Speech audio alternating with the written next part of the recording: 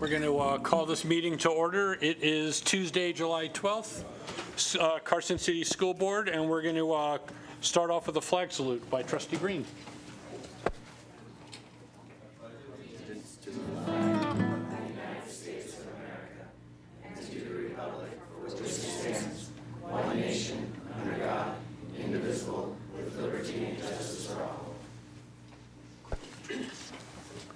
Item 2 is adoption of the agenda as submitted. This is for possible action.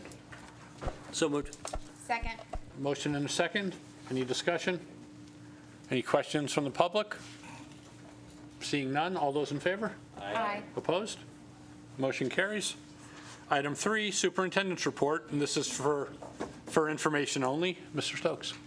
Thank you, President Cassiopolo, members of the board. We are fortunate tonight to have with us Mr. Frank Sakalarius, who is the HOSA advisor at Carson High School. He has recently attended with several of his students the National HOSA activity, and we're happy to have him here with us tonight, and he's going to talk to us a little bit about that event. And Michelle, welcome to you as well. Thanks for being here. I'm not here to speak. I'm just here to support Mr. Sakalarius. Thank you, Mr. Stokes, Mr. Cassiopolo, members of the board. First, thank you for all of your support of our HOSA program at Carson High School. It means a lot to us and to our students to know that we have your support in what they do. In June, from June 21st to June 26th, we took 17 students to Nashville, Tennessee for the 40th Annual International Leadership Conference. It's a conference where the students attend medical seminars, they attend other medical trainings. It's a very professional conference, as well as compete in events. And those 17 students either were top 3 in our state in order to qualify, or will be our current members of our board at the school. Those students attended, like I said, over the course of those days. One of the things we did not know until we got to the conference, they have a recognition awards night, and on that night, we found out that Carson High School is in the top 20 in the nation as far as HOSA membership. At over 300 students, the top program in the nation has 500 students. And they are not a comprehensive high school. They are a school that is strictly health science related and health science related only. So I think that goes to show that we do have a fairly decent program here at the school, and that our students are very, very involved in that program. There were over 9,000 HOSA members in attendance, making it the largest HOSA conference to this point. There are over 27,000 HOSA members throughout the nation. Our students represented Nevada HOSA as well as Carson High School HOSA very well. They worked different events. They worked as courtesy corps as well as competing in events during that time. One of the things they were asked to do as courtesy corps, and I was telling Mr. Delphin this earlier, is their job is to make sure their students are, our students, when they go into these conferences, especially in the evening, are in dress code. Dress code being basically what I'm wearing: navy blue, black suit, white shirt, tie. And our students stood at the door and turned many students and adults away because they know how strict that dress code is based on what we do here at Carson High School. We were complimented by the National HOSA staff on how well our students reacted in that situation, taking control, telling students, sorry, you're not allowed to come in. Sorry, ma'am, we understand you're the advisor, but you're not in dress code either. You can't come in. And then when those advisors would try and argue with those students, our students did a very good job and said, you know, sorry, but the dress code is the dress code. If you have an issue, you can go see Mrs., and I forget the lady's name from Texas, that is the representative. And she came over, and the lady who said, well, the student's right, you can't come in. So we received a lot of compliments. In fact, we've been asked if we can now do courtesy corps for all 3 nights of those events, which we are not really sure we're going to do. Our students competed in some of the following events. HOSA Bowl, the members were Jason Arts, Mia Brozovic, and Hannah Golick. Unfortunately, they did not get out of the first round. In veterinary science, Kara Bergeron competed.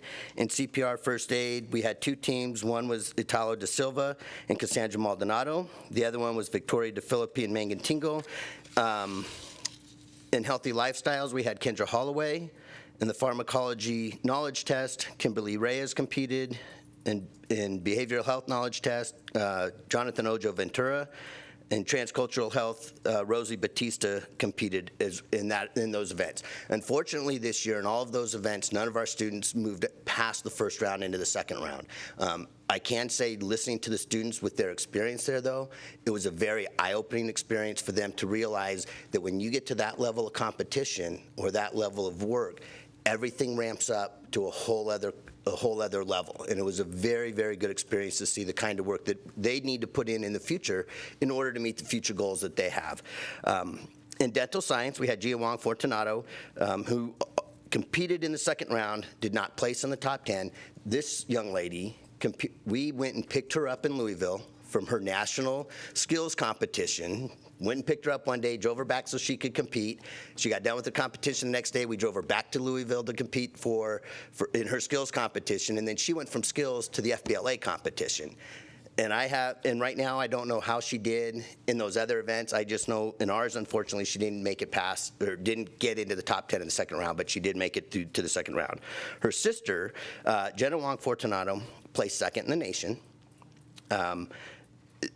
This is her last year competing. She placed second in the nation. Her first year, 2 years ago, in 2014, she placed sixth. Last year, she placed third. So she's obviously has moved up and done a very good job and represented us very well.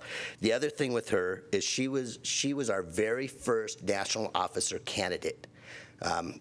In order to be slated as a national officer candidate, the student has to apply to the State Board of Trustees. They have to get the blessing of the State Board of Trustees through an interview process.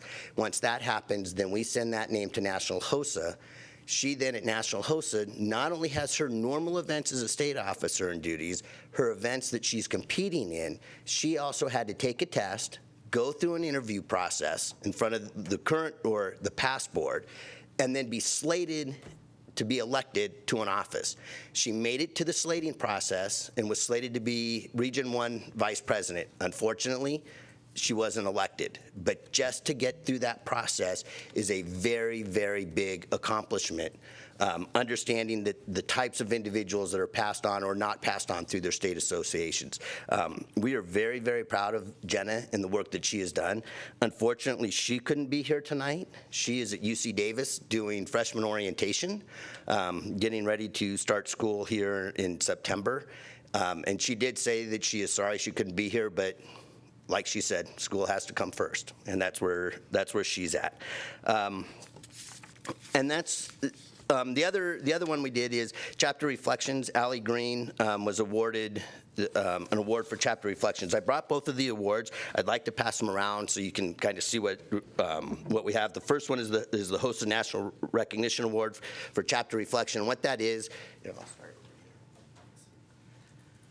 that award is given for the scrapbook that we do every year. It's just a reflection of our events. And I think we had it here after the state competition. And then after the state competition, we add a few more things to nationals.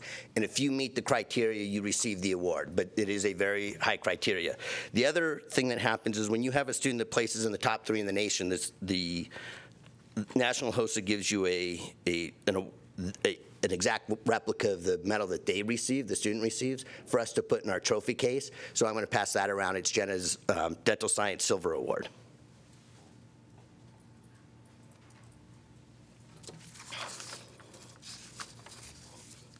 And with that, again, I'd like to just say thank you to the board. Thank you, Mr. Stokes and everybody else for supporting Carson HOSA and everything that our students are doing and what we're doing with our program. Thank you. Thank you, Frank. You know, I'll keep it brief because we get the chance to talk to you guys quite a bit, but it's a fabulous program that you're running, and I just want to compliment you and everybody involved in it. I mean, the teachers that are running it, the students that are in it, it's just all the highest caliber people, and it's an impressive program, and I just wanted to thank you for everything you and all your staff and support folks do. Thank you very much. Program. Thank you, Mr. Casiopo. While the award's going around, I'll just take a few seconds. One of the things we do as well is they have a chapter day, and we have events we can choose to do. One of the things we like to do, and some of the places we go, Disneyland, Disney World, the kids like to go to the park, and some of those kids have never had those experiences. This year in Nashville, it was unique for us because myself and Kelly and some of the chaperones had never been. We took the kids to the Parthenon, which is the exact replica of the Parthenon in Athens, Greece. And those kids were simply amazed at some of at that structure, but two, the history that's around that town, and seeing the history that they're learning or have learned in school come to real life. You know, when you see that, it's things you read in the history book, it's a completely different thing here. And to be in that center of music and just to have that experience of being in a different culture was a very, very good experience for those kids. And I know we've had comments from those students as well as from the parents. We also took the opportunity to take the kids to Vanderbilt University, which is right across the street, and took them on a little tour and kind of walked them around the university and said, hey, you know, some of those kids had never heard of Vanderbilt University, one of the top medical programs in the nation, and they're going, this is, I could go here? Yeah, you could go here. This is a place that, and so I think it was very eye-opening for them, and it was a very good experience. And we try and give them those experiences as well, not just, hey, this is what you're doing in school. This is what the world has to offer you. So thank you. Thank you.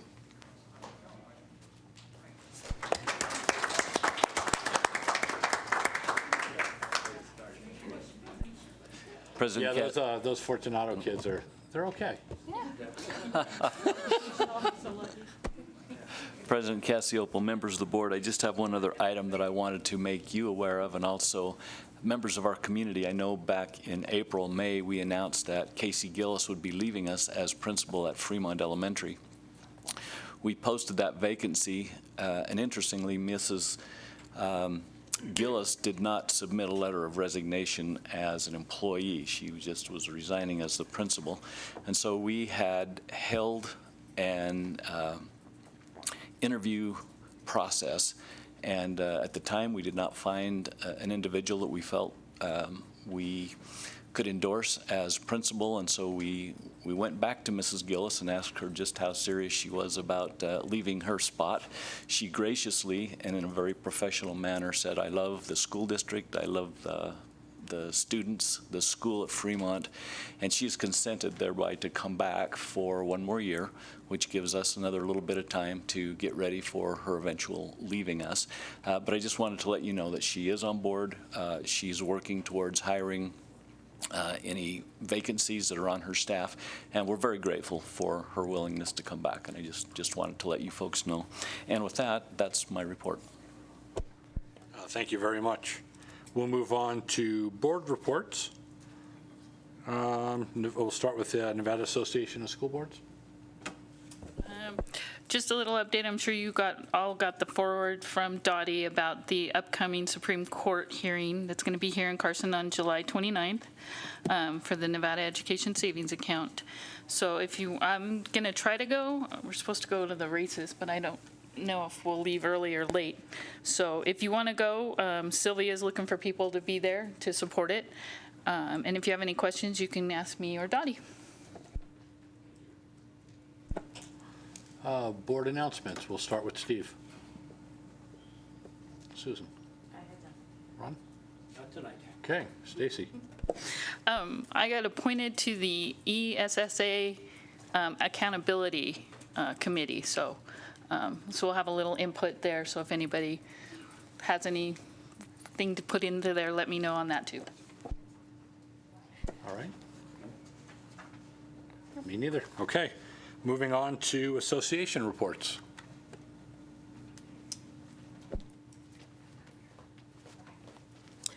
Good evening, President Cassiopolo, Board of Trustees, Mr. Stokes, Mr. Delphin, Ms. Kema. My name is Loretta Marson. I'm VP of CESA, and I just want to say thank you for approving our contract. We are very happy with that. And just one other item that we just wanted to just put out there during our negotiation, policy 420 that deals with lunch and breaks. We're hoping that you guys will approve the policy. You guys are the ones who will do that. And it just puts on the record about so that our members and our employees understand that you are allowed a break and what, the time frame and stuff. So we're just hoping that you will approve. We added, I think it was letter C. So hopefully you guys will approve that. It just makes consistency for all our employees. Thank you. Thank you very much. Okay. We covered association reports? Looks like we did. We're going to, sorry. Oh, sorry. Dr. Delphin. We are going to cover 420 in the next board meeting. We're going to move on to public comment, and I'll try to summarize it without reading the whole thing for the 9 people in the audience. But basically, this is a chance to come up to the podium and comment on items that are not on the agenda, but are within the jurisdiction of this board. We can't take action on it, but if you have something you want to bring forward to us, we ask that you come up to the podium, give us your name, let us know what's happening, and try to keep it, to about 3 minutes, if you will. And if it's a contentious item, we just ask that we don't repeat the people in front of us and we just provide new information. So with that, do we have any public comment? Seeing none, we're going to move on to item 7, which is discussion and possible action for the Carson City School District Board of Trustees to consider taking an official stand on question 2, legalization of recreational marijuana, scheduled on the November 2016 ballot in Nevada. And this is for possible action. Mr. Stokes. Thank you, President Cassiopo. Members of the board, several weeks ago, we all received a letter from Mr. Pat Hickey, who is a former assembly person for the state of Nevada and currently working on our behalf as a member of the state school board. Mr. Hickey is also co-chair for Nevadans for Responsible Drug Policy. And in the letter that we all received, Mr. Hickey has asked us to consider our involvement in this process. And obviously, by virtue of what we do as a board and as an organization, we have a responsibility certainly to the good health and the well-being of our students and also our community in general. And I've invited Mr. Hickey to be here this evening. He spoke with our superintendent's group in June, gave a very informative presentation, and we felt that at the very least this would be an opportunity for us to have this discussion in public, to possibly alert the public to question 2. May come as a surprise to folks that this particular item will be something that the public will be voting on come November. And so I think it's good for us to be informed, to be able to talk about some of the salient facts that have been researched and provided. And there have been several other states, as you're aware of, in the United States that have legalized what's being called recreational marijuana. And of course, that question will be put to our voters in November. So with that, I would like to let you know that after speaking with board counsel, that there have been some questions about the level of involvement with regard to an elected board. And so I think that maybe Mr. Hickey can answer a couple of questions for us, especially being a person who has been an elected official. And I hope that we have just a great opportunity here to discuss this particular concept and maybe what roles we can play as citizens and also as members of the community and as people who are interested in what's going on with our school-age children. So with that, Mr. President, I'd like to introduce Mr. Pat Hickey and ask him to come forward and turn the podium over to him. Thank you, Superintendent Stokes. Thank you. Thank you. Good evening, everyone, and thank you for having me on this summer night. I was born in Carson City and got lost soon after. Ended up in the South Tahoe schools. And I kind of got lost tonight. I went to your other place where your board meetings normally are, but I made it in time, so thank you. And thank you to Superintendent Stokes for the invitation and for you having me tonight for a short presentation about this, but I think nonetheless worthy of a discussion, as the superintendent said. If I may just introduce myself, I do serve on the State Board of Education. Upon my decision not to run again for the Assembly, and I had the distinction of serving in 2 different decades and, in fact, 2 different centuries, so I think it was time to call that one quits. But with the passing of your former colleague, Dave Cook, Governor Sandoval appointed me me to the state board position for District 2. Just a little bit about my background. When I served in the legislature, I almost always was involved in educational committees. Senator Raggio appointed me on the first ever Academic Standards Committee, interim committee in 1997. I then went on, when I returned in 2010, to be on the interim committee that restudied and retooled the Nevada plan, which obviously was very important to local districts. And in the last legislative session, I was the Ways and Means co-chair, or subcommittee chair for K2 or K-12 funding. So I've been pretty intimately involved in issues. And after all that we did last session, including passing some revenues and spending more in schools, I decided it would probably be a good idea to do some substituting.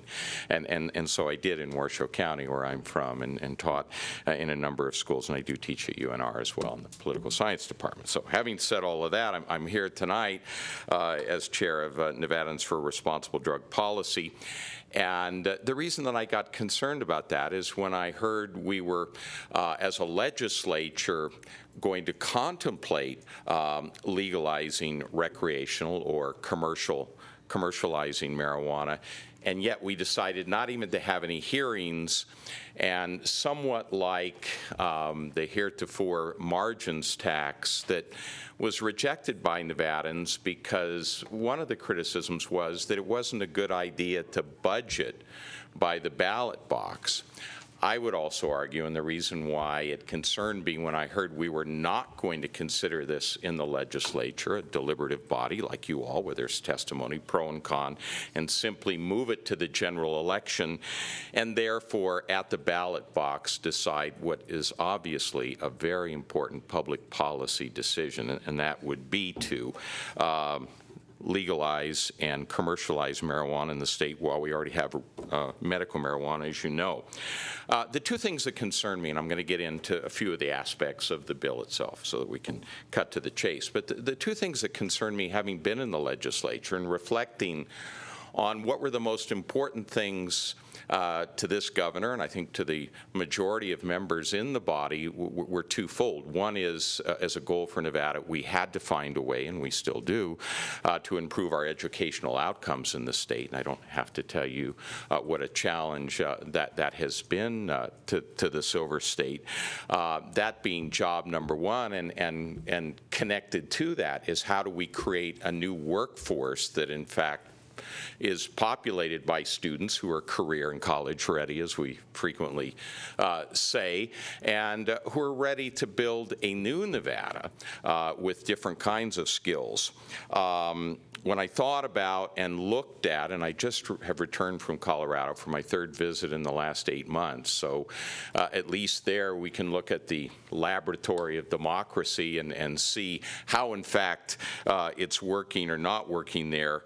I came to have some real concerns. Now, the proponents of this bill are going to make three arguments, and I'll touch upon them at the end. They're going to say, well, this is a good thing to do. It will eliminate the black market and illegal drug sales. They'll also say it'll be money for schools, and we certainly would applaud that if, in fact, that came to fruition, and it will be regulated in such a way that it will prevent kids from underage usage. I'll come back and address each of those, because from my observation and the observation of many, that has not been the case in Colorado. One of the problems with today's marijuana, I'll just simply say it's not Woodstock Charlie's. It's not the weeds and the sticks and the buds that some may have participated in the 1970s, when the average THC component, that's the psychoactive, the element within marijuana that gets you high, was between 2% and 3%.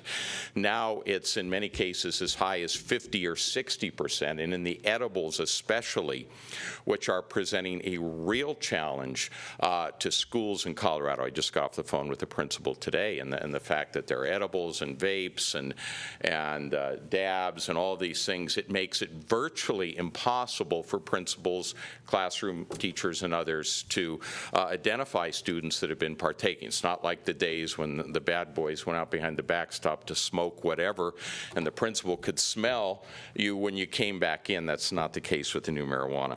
But more seriously, studies have shown that especially the new and very potent marijuana has had some very significant impacts, especially upon the developing teenage brain.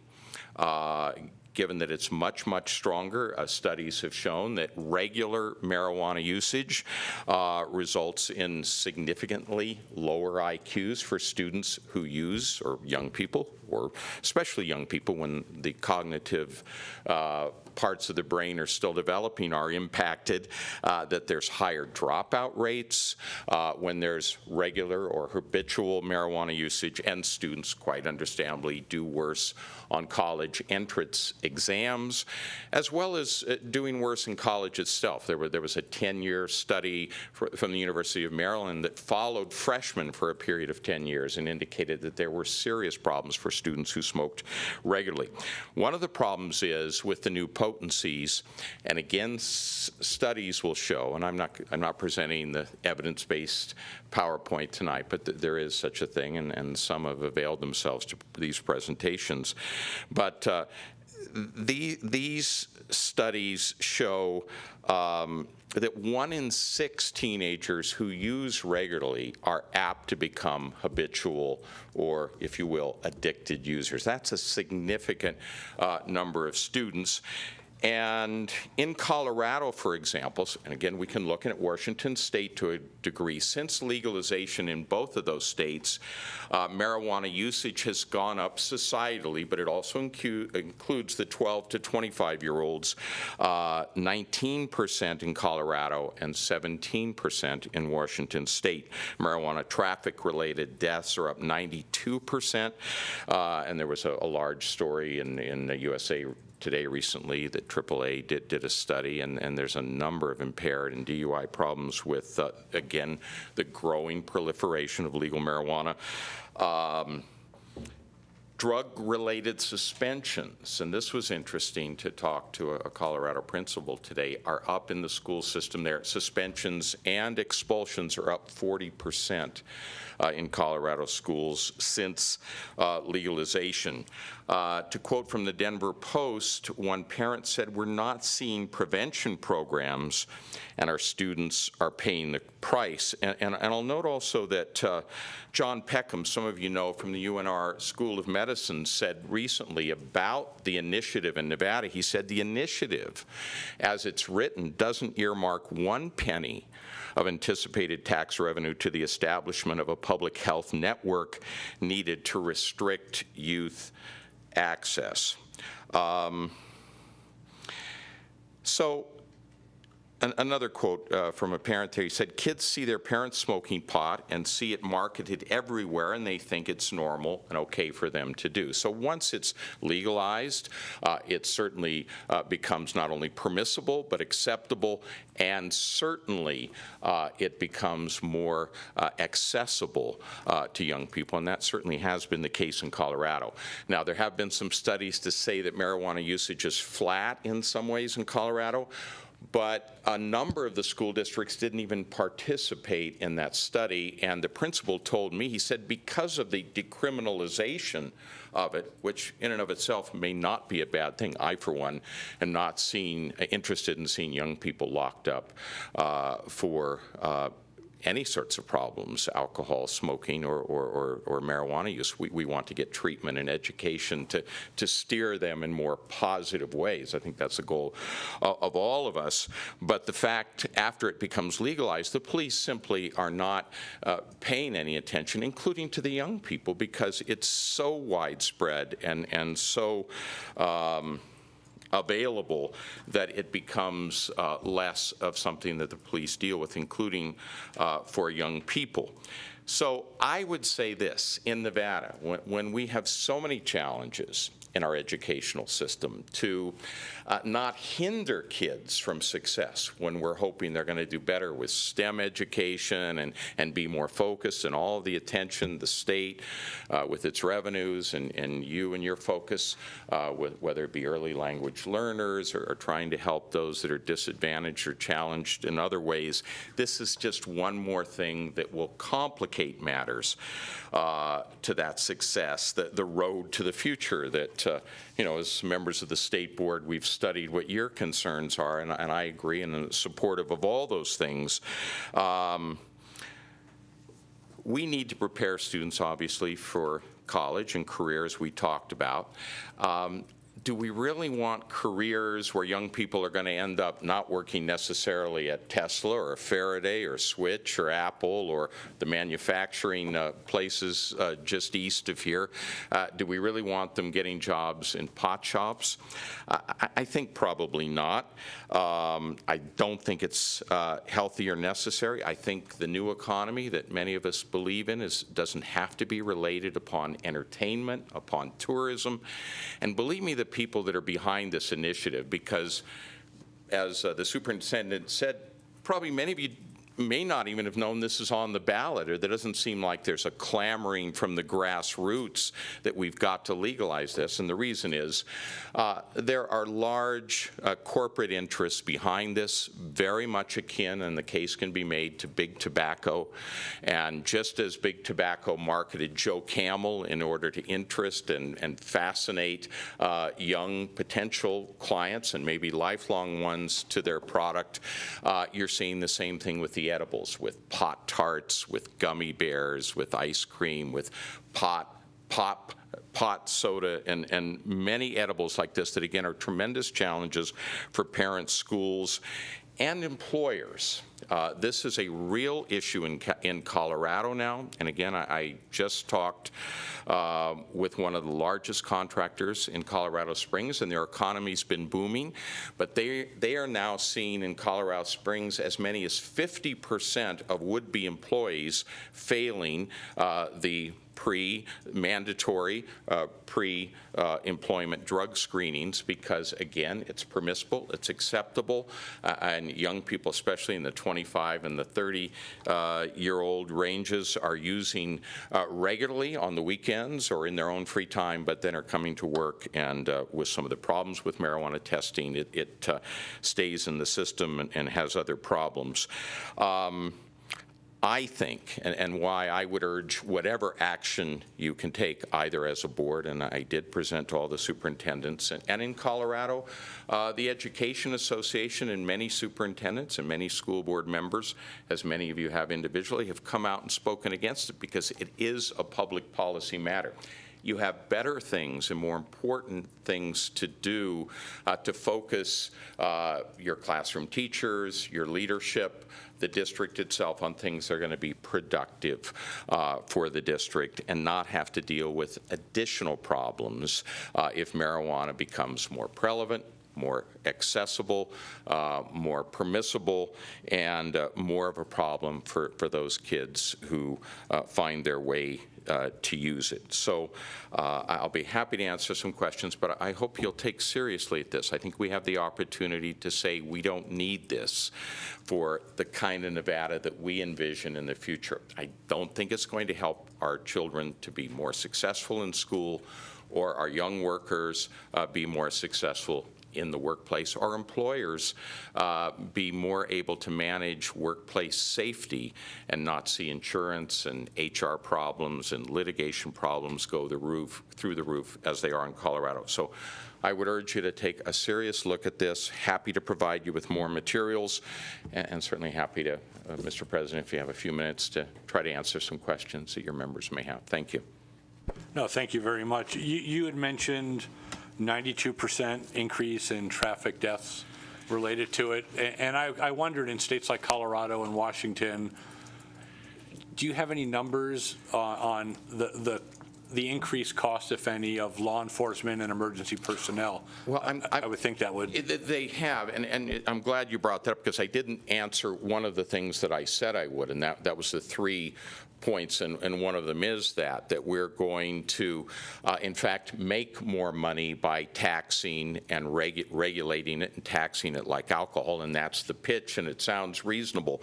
But in fact, in Colorado, and certainly in the way the bill is written in Nevada, all of the monies that are raised through the revenues are going to be put back into the Department of Taxation to pay for the infrastructure, the implementation, the regulation, the enforcement, the licensing, the new Food and Drug Administration, a great expansion of government. In Colorado, in fact, not much money at all has been put towards education. Colorado is basically a state with about double the size of the population of Nevada. In their first recognizable year, $30 million did go in towards education in Colorado. And it was more localized. Ours will go into the distributive school account, which means probably Las Vegas, that will raise most of the revenues and has 70% of the population will get the lion's share of that. And take $30 million, which is, it's better than a poke with a sharp stick. We're half the size. Maybe we get 15 million. As you know, it doesn't even build you a library. Las Vegas needs 24 new schools. I'm from Washoe County. We have serious problems there. 5 or 10 million, I think, is not worth the social cost, because legalization is proved to be, again, with increased, there's no money in this for the social net. So friends like Kathy Bartos and people in social services in Carson City are just going to have to expand their efforts to serve people who are affected with no money at all necessarily designated to it. And so it has not been a success for schools there, and it has been, a money drainer more than it has been a money maker when you take all the societal ills and the health related costs that go along with it. Thank you. Any questions from the board? Ron? Yes. First of all, thank you, Mr. Hickey, for bringing this forward, because it is a serious issue. And whether as a board we take action or as individual board members, which is in all likelihood is what we're going to do. Right. Since this was brought up, and I think, did a lot of independent research, but let me, you said there are a lot of studies. Now, let me just fill in the gaps of what you didn't say. The National Association of School, these are in opposition, and I'll tell you the reasons why. The National Association of School Nurses, the American Academy of Pediatrics, the American Psychological Association, Journal of Neuroscience, Science News, American College of Pediatricians, National Institute on Drug Abuse, and it just goes on and on. And like you mentioned, the effects on the brain development, and it goes into a lot of things that you've already, that you've talked about. Yeah. But I want to come back to the statement about people will say, oh, yeah, we have tobacco and we have alcohol. Well, I go to the National Association of School Nurses and their position. And let me just read this. They believe any marijuana made available for the purpose of adult recreational use facilitates youth access and is not in the best interest of the health and well-being of students. And they go into what's happening in the classroom with these kids. But it's that long-term effect on the brain development in that age group, 0 to 21. And I think what you bring up, I don't think that's where we want to go in Nevada. For our kids, I think we want to give them more. So I just want to make a comment. Thank you for coming forward. Well, thank you, and I believe you're absolutely right in the research, and I think professionals on all levels. This is not a partisan issue. We just have to ask the question: will it be healthy for our kids? And as the one mother said, in Colorado where it's legal or other states, I mean, kids learn from what parents and and elders do, not just what they say. So if parents and grandparents are freely indulging in it, you're going to see a proliferation of increase. And again, the challenge is with the edibles and some of these things of bringing them into the classroom. My daughter happens to be a school counselor at Galena, and they have already had discussions about how they're going to detect these things, and it's very, very difficult, and again, harmful to kids, and they're going to be more distracted and less, and we know there are problems already, I mean, with marijuana use, but we will see marijuana use increase with legalization. At least that's been the case in every state that I know of. So where do we follow up? Now, who do we get in touch with? Well, I will leave my cards with you. I'm part of a nonprofit lobbying organization called Nevadans for Responsible Drug Policy. You got a letter you could send back individually, as many have, many superintendents have, saying that you support that. We are raising money statewide to mount a public information campaign to counter the arguments of the other side and make the case that this is not the best decision for now. We can be successful without it. This will be a hindrance. So, important business groups, the construction world and others are taking an interest, and I think will be supportive of a campaign against this. But we have a website that is being finished tomorrow, Nevadans for Responsible Drug Policy. People can donate, people can sign up. Please talk to your students, to your friends, to your peers, and of course, we do have a slideshow, a PowerPoint that a number of people, and you have community leaders with Kathy Bartos and others that are very aware of some of the specific problems. And there have been community forums. We just had a very well-attended community forum where a woman from Colorado came and talked about the effects upon legalization in the workplace to employers and workplace safety and HR issues and, any number of problems. And I think it will just present more challenges to teachers and principals and a district, should we go down that road. And we have an opportunity to say no. We don't need to do that in Nevada. But again, it's going to take education. It's going to take a passionate message, because the other side will probably have more money than we will in conveying their message, because there's a lot of money behind this. These are not mom and pop folks with tie-dyed shirts like from back in the day. An example, someone just purchased from Bob Marley's family, the famous reggae singer, the rights to Marley Naturals for $50 million. So Big Tobacco is looking at this, and we know, what a drain that has been upon us socially and financially, and I think we'll see many of the same problems with marijuana being legalized as well. And I saw evidence in Colorado, anecdotal experiences. It just tells me it's not been altogether that good for downtown Colorado. Reno, where I'm from, has challenges with our downtown now. I don't think we need some of the ensuing things that go along with it. Yeah, I just have a question, I guess. Why would it not be appropriate for us as an elected governing body to take an official stand on this? It is a matter of public policy. It's decided by the voters rather than the legislatures, but I'm just trying to figure out what's the difference between us taking a position on this and as we did for the School Lands Trust, and we took a position on that. Why wouldn't we? I think, Ron, do you want to take a crack at it? Sure. Thank you, Mr. President. Really briefly, the first primary concern is the Nevada Commission on Ethics prohibition against using any public funds or positions to influence a legislative decision. And the commission has also urged that public officials, because a public body is elected to do the people's business, allow open dialogue on that and not use the official position, whether individually or as a board, to influence a legislative decision. So Mr. Swerzik is exactly correct. You can take whatever efforts you want to do in your individual capacity. The Ethics Commission recommends that if you do that, you can state that you are on the board, but that you're not speaking for the board. You're expressing an individual opinion. Does that answer your question? Yeah, go ahead, Steve. I appreciate the thought, but I'm confused.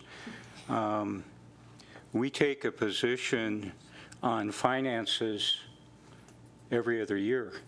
What is the difference, when it comes to legislative decisions and all? What is the difference between that and this particular cause? Mr. President? The simple answer is, I don't know. I researched the issue coming for the board tonight, and I've just done a presentation on ethics to another governing body that I represent. And in discussing this with Mr. Pavlakis, the concern is the either actual or appearance of using public funds to influence a legislative decision is really at the core of what the concern is. I don't mean to take certainly issue with your counsel.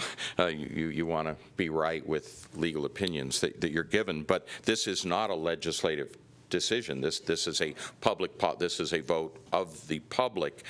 So how the Ethics Commission would view that, again, I'm not qualified to say, but this is a position that voters as individuals will be taking. That's in November. And I apologize for misspeaking. It goes specifically to election and ballot issues as well. Oh. right. That was the point I was going to bring up, is as I understand it, we're here as a board, a governing body, and when we talk about things that are within our jurisdiction, this is really, while we can certainly take a stand as a board, this really is going to come down to the voters and the ballot, and so I guess you could argue either side of whether or not it's really in our jurisdiction. Anyway, so it's open for discussion. I'm not saying yay or nay. I think if we went and looked back, it'd be interesting to see. I mean, if we are sitting here as a board, and just as we reviewed our policies here a couple weeks ago, if we're sitting here as a board and to further the education of our kids in public schools, I just had a hard time when I read this also and seeing what the conflict was when that's our job, so to speak. And, I thought about some real far-reaching thoughts. I mean, if we were having a vote in this state to legalize heroin, I'd be appalled if we didn't come out against it. I don't care who was voting on it. If we were having an election that educators only needed to have an associate's degree in order to teach in public schools, we may or may not find that to be a good idea. But again, these are things that deal with the furtherance of education. And as Mr. Hickey has said, the legalization of marijuana has a specific effect on, the success of education.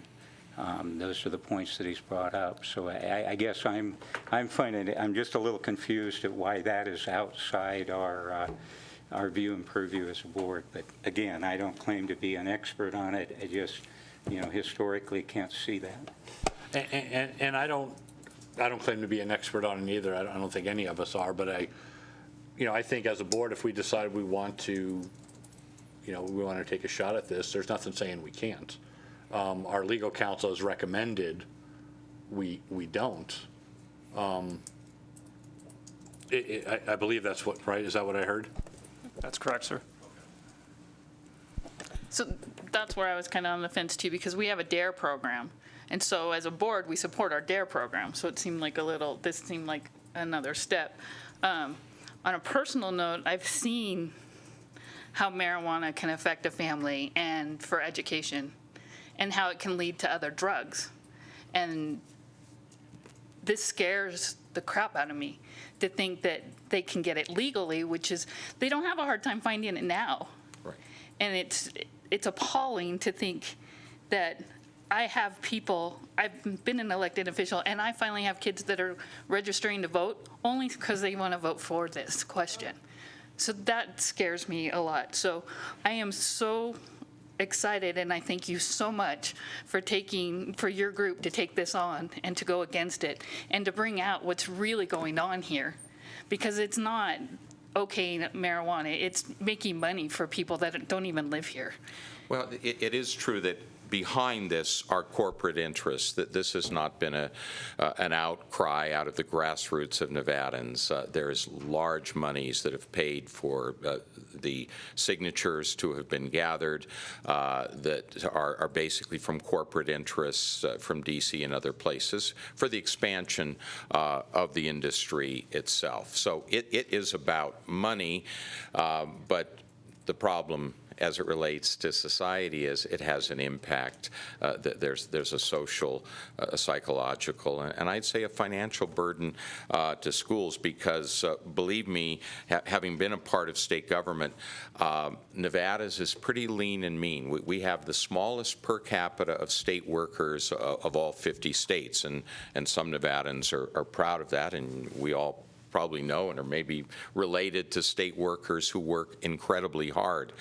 But having to see the Department of Taxation take on this role without it going through a legislative process, and for something that the legislature cannot change for 3 years, I worry, had I been going back to the legislature, you're going to see the legislature, as they are now in Colorado, having hearings over how potent should things be.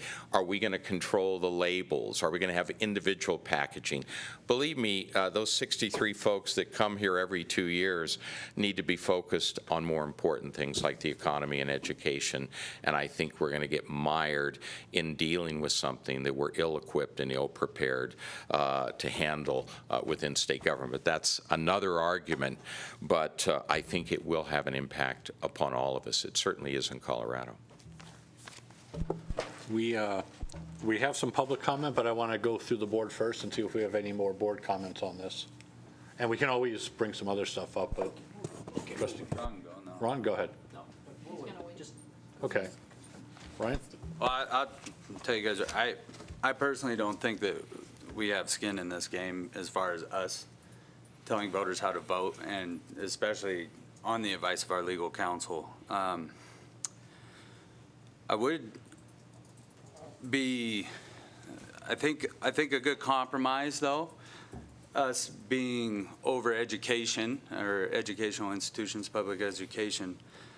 I have no problem with us sponsoring public discussions or debates, but I think we have to ensure that both sides are represented and everything else. I think even tonight, even if y'all decide to go this direction, we have not even brought both sides. I think that's, even on our own policies that we pass, we take 2 meetings and we discuss stuff twice, we drag it out, we allow public plenty of time to digest it, the ones that pay attention. And I think it would be just wrong to do tonight in general, but I really don't think that we were elected by the public to spend our time telling them how they should vote on ballot measures. That's just my personal opinion on that. But I do think, coming from an educational system, this would be a really good time for us to maybe explain public process to our students and the town. And that might be a good compromise, might be having a public discussion or debate on this. So that's where I sit. I don't think we should go down this road, though. All right, thank you.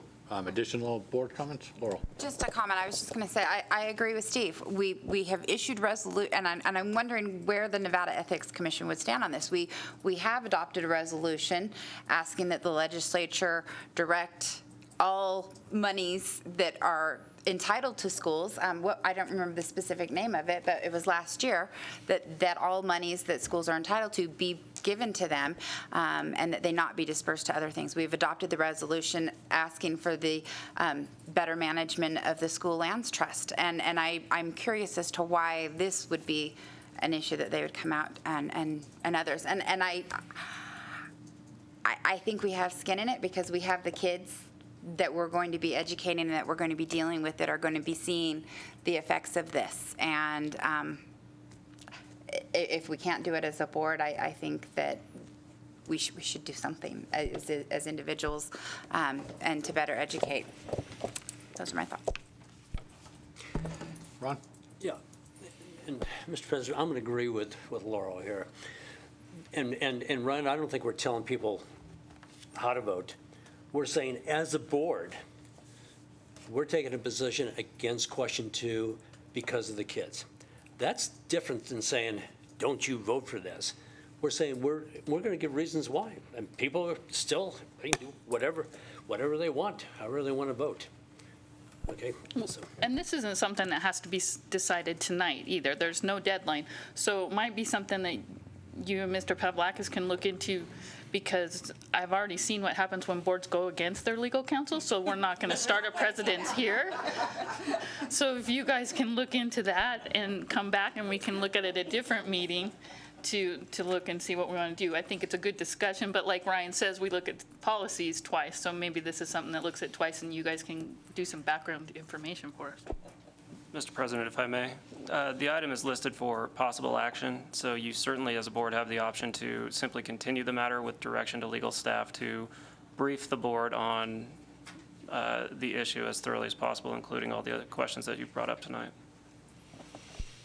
Go ahead, Steve. I'll save mine till the end. Okay, I just wanted to make a comment, and in thinking about certain things, there has been discussion in the past, not the recent past, that a school board as a board may not be able to come out in support of, for instance, a public bond supporting schools, that's not our position. Once again, that individually we can. And so I wonder if it isn't, that research might show it may be the same, because it's even though we might be for it, that's something that a separate entity needs to lead the charge on, so to speak. And it's been a while, but I remember those discussions a while back. So, there could be grounds for this concern. And some of it, what he's talking about too, is perceived by the public too. So we need to look at that aspect too, because right or wrong, still what a perception. Yeah, I appreciate everybody's comments. I think even just up on the board alone, you can see how divisive an issue like this can be. I think all of us would agree that, probably isn't in the best interest of the students. But as a board, to Trustee Green's point, I think a matter like this certainly warrants discussion from both sides. I think that's a valid point. And I would personally appreciate and benefit from getting some additional direction from our legal counsel. I mean, I think you're never wrong to get advice, if you will. Susan. I agree. It seems that this is really a culturally systemic problem that has impacts on our youth, and certainly it's our duty to make sure educational opportunities are able to be absorbed. But it would be good to get opinion of counsel before we proceed. So with that, unless there's objections, I'm going to open this up. We do have somebody who signed in for public comment. And so I'm going to ask, it looks like we have Sarah and Sydney. Is it Romeo? Thank you. Thank you very much. We really appreciate it. And if you will, maybe don't go too far. But yeah, please. And again, just state your name. Sarah Romeo, and Sydney's sitting down. She didn't want to come up. Thank you. I have a fifth grader who has just finished, and part of that is the DARE curriculum that is taught, so I appreciate that Ms. Wilkie stated that. But I asked her, what have you learned about marijuana? And it is a drug, and to just say no. And I think that if it is a curriculum that is taught in the schools, that you can stand by that and you should support what's being taught in the schools, whether it's political or not. Even,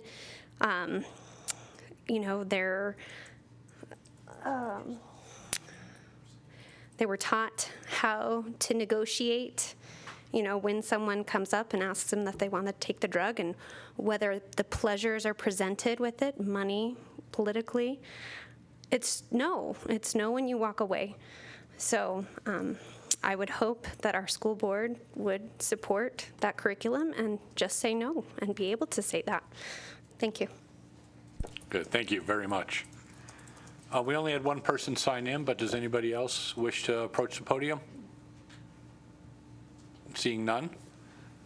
Back to the board. So I guess we have a couple of choices. One, we can we can make a couple of motions, one of which being, you know, we're for or against this, or another motion is we continue this. And I'm not speaking eloquently, but you get my point. So does anybody wish to make a motion? Yeah, I'd move that we continue this item to a future meeting based upon the President's determination that more information has become available. Okay, we have a motion and a second. Any additional discussion? Any discussion from the public?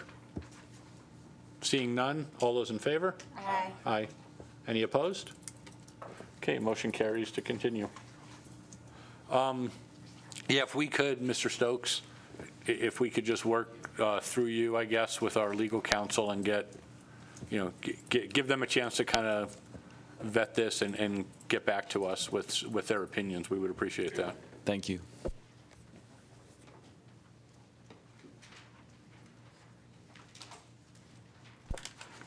Okay. It's summertime. We have to have the light topics, you know. Moving on to item 8, discussion and proposed changes to the following CCSD regulations: 606 purchase orders, 606.2 bidding procedures, 702 gifts, grants, and donations, 706 use of school facilities, and 706.1 key protocol, including key receipt, loss report. This item's for discussion only, and we have Mark Kornick. Thank you, Mr. President, members of the board.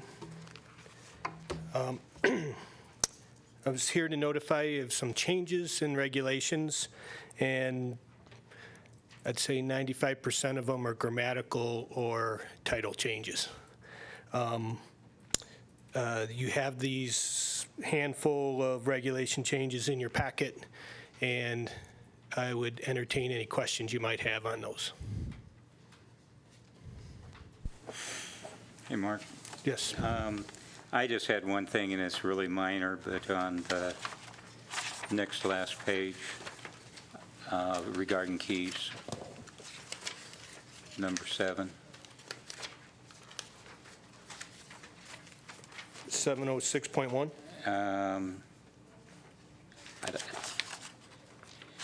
I don't have a 706.1. I'm looking at the school district key receipt lost report. Okay. I can show it to you later. Got It's it. just a typo. Oh, got it. Item number 7, I think it's supposed to say I agree that I may be required. It's not a big thing, but it does clarify that. It's just a little typo. I would yield to Mrs. Crossman for that correction.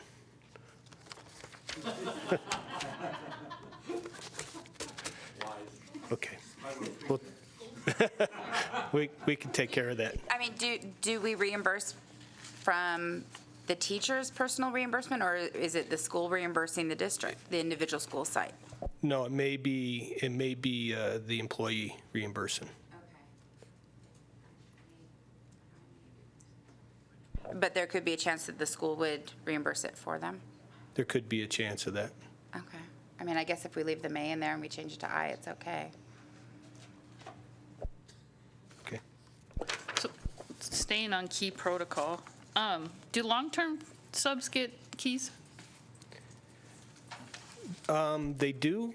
I don't think we really addressed the long-term sub as far as handing a key back in, and I think I've kind of left that up to the principal to see if that is, if they feel that's proper.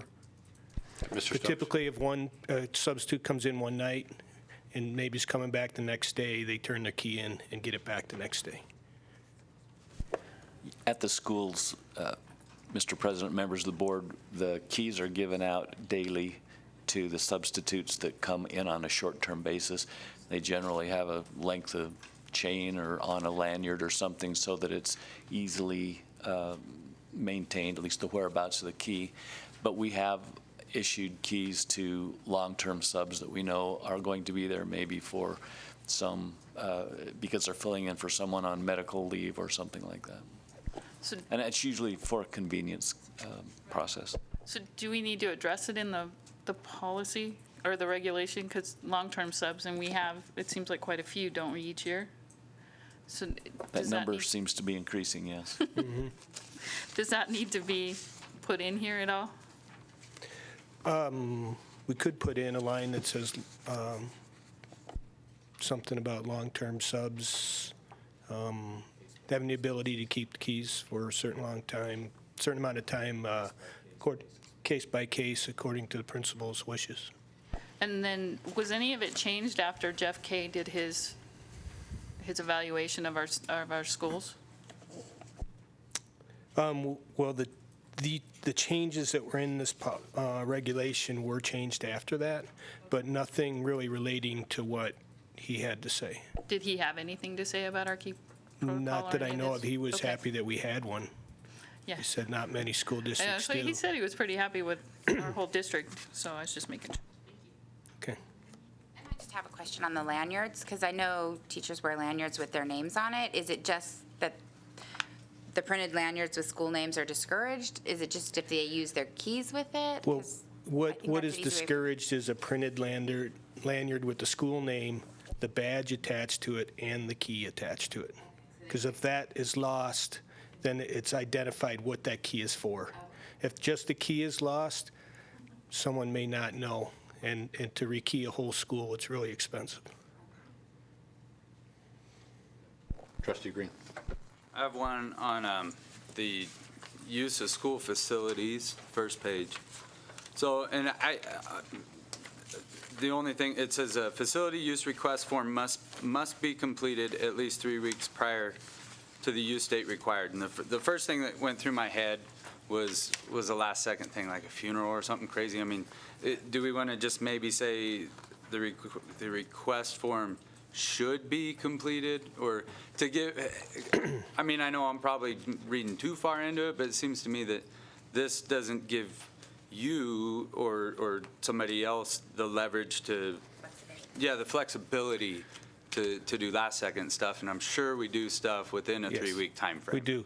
I think must gives it a parameter, and just had a gentleman the other day who his, where he was going to put on a rummage sale for a church fell through on Thursday last week, and we were able to do it that day for him in Carson High School parking lot for that Saturday, 2 days later. So I think there's a little bit of flexibility in here, and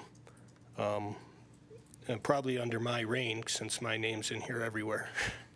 But we are flexible, and it's frequently that we get it with less than 3 weeks. But we tried, especially for large events. A large event, I mean, we already have a quilt show next year that's put in a year in advance, because they know there's a lot of preparation. Yeah, I like I said, if that's, I mean, it's your regulation, and I agree that you would want the time built in. I just wanted to ensure that you had the flexibility that you wanted also. So I guess if you got it, then that's good. Okay. I have my nerd on, and I just have a couple of proofreading things. Also in regulation number 706 on page 1, the procedure overview, last line, permit for facility use is what you've been calling it in all the other corrections. So I just think perhaps strike building and. Thank you. Yes. And on page 7, under terms, multiple bookings, again, it's just the terminology of the permit for facility use. So for stays in, building and comes out.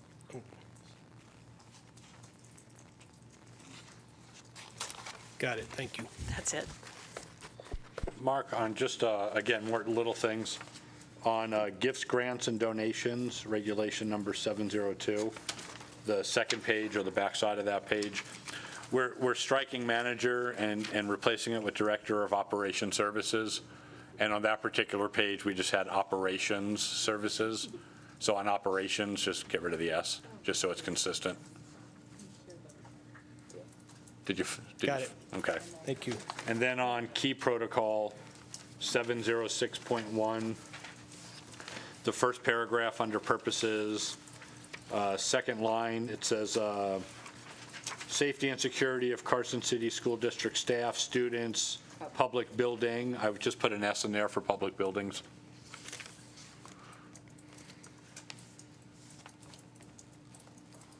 Okay. And that's, I think that's all I had. We all had our trustee Crossman hat on.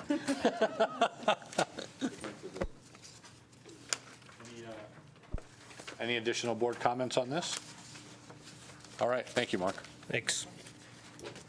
Item 9, discussion and proposed changes to the following CCSD policies. First reading, 703, property maintenance, 705, property inventory.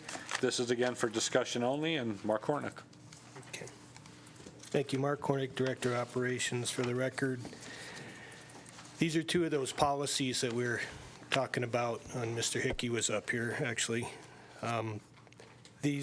Both these policies just have a title change in it, but we'll be back again next week to approve that. But do you have any questions regarding those? On property inventory, you know, on all these policies and whatnot, the school, we're stewards of the district and the public's money. And this is the one policy where we started off as steward of this district school property. Do we need that? I was just thinking striking that and just start with the Board of School Trustees recognizes, just to be consistent with all the other policies.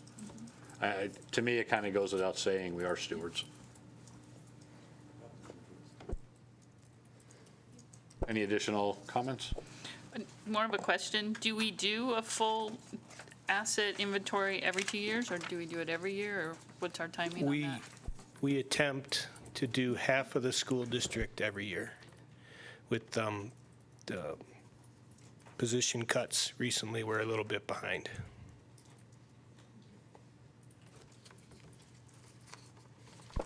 Any other comments, or are we good? Looks like we're good. Thanks, Mark. Thank you. Item 10, discussion and possible action to approve proposed changes to CCSD Policy 506, attendance. This is the second reading, and it's for possible action. We have Susan Kima. For the record, Susan Kima again. The proposed policy on attendance and truancy references Nevada state laws which govern attendance in schools. This policy also provides district staff and their families with the purpose and value of good attendance. At the last board meeting, there weren't any suggested changes to the proposed policy, so at this time, I recommend approval. Any discussion? Anybody want to make a motion? I move that the Carson City School District Board of Trustees adopt the revisions as presented in Policy 506, attendance and truancy, approved July 12th, 2016 as a revised date. Second. Motion, a second by Trustee Hart. Any further discussion? Comments from the public? Seeing none, all in favor? Aye. Aye. Any opposed? Motion carries. All right, Susan, item 11, discussion and possible action to eliminate CCSD Policy 507, late arrival and early dismissal. Again, it's a second reading, and it's for possible action. Susan Kima. As a reminder, this policy is a duplication. The information addressed in this policy is now located in Regulation 506 and in the revised Carson City School District Student Attendance Manual. At the last board meeting, the suggestion to eliminate Policy 507 went uncontested, so at this time, I propose eliminating Policy 507. Okay, does somebody want to make a motion? Or do we have any questions? No. I'll make a motion. Okay, I move the Carson City School District Board of Trustees approve the elimination of CCSD Policy 507, a late arrival and early dismissal, and approve July 12, 2016 as the eliminated date. Okay, motion, second by Trustee Crossman. Discussion? Public comment? None? All those in favor? Aye. Aye. Opposed? Motion again carries. Item 12, discussion on newly proposed CCSD policy. First reading, policy 265, social media acceptable use. This item is for discussion only, and Susan Kima. Again, Susan Kima for the record. Who did I? Am I losing my mind? No, just your side things.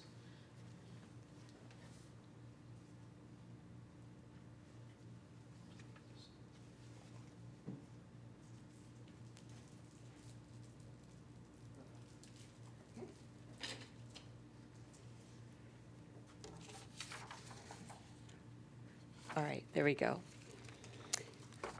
Okay, the Carson City School District is committed to providing a safe and secure learning environment for its students and employees. And while social media has its benefits, things can happen while a person's online. So therefore, for the safety of our staff and our students and their families, we are creating a new policy on social media. This way, it will help guide the professional role of our staff. Also, I'll be using a PowerPoint presentation during this agenda item, this policy agenda item, and it also will flow into the regulation item when we get there. This PowerPoint will be used when the regulation and policy are finalized to train our administrative staff, and then they'll use the same artifacts to train the teachers and their site staffs. So that's that. When you're looking at the policy, as well as when we get to the next agenda item, the regulation, you're going to see those questions addressed throughout the documents. What is social media? Of course, when we're presenting and we're talking about policy development, we want to make sure that we have that defined. And we want you to know that when we were developing this policy, we referenced Minnetonka, Minnesota's district policy for social media, and we also utilized Dane County's school district policy, which is Madison, Wisconsin. We utilized their policy in the development of this particular policy. And then we also referenced what school leaders need to know about digital technologies and social media, edited by Scott McLeod and Chris Lehman, both gurus in this world of technology. So those were our references while we're creating social media policy, because not every district has that yet, so there wasn't a plethora of those out there. Why should we embrace social media? Well, you can see up there that social media has become the efficient form of communication, not only for community relations, but for school sites and classroom interaction as well. And in this case, the second reason is that we have folks who are using social media within the district to communicate with their students, communicate with their families, and communicate with each other. So we need to get ahead of this with policy and regulation, again, for everyone's safety. And then the third reason is in our strategic plan, Goal 2 addresses engaged parents and guardians. The objective addresses cutting-edge communication, and strategy 2.1.3 reads dynamic two-way communication between school and parents. It addresses home visits, print media, social media, and technology use. So this is supporting our strategic plan. There are, did I go? No, there we are. So there's just a few of the many benefits, and we're wanting this to be positive. We want it to be building a digital community for our school district. We want to be quick and efficient, especially a lot of our younger parents utilize social media, and it's a way to connect with our families.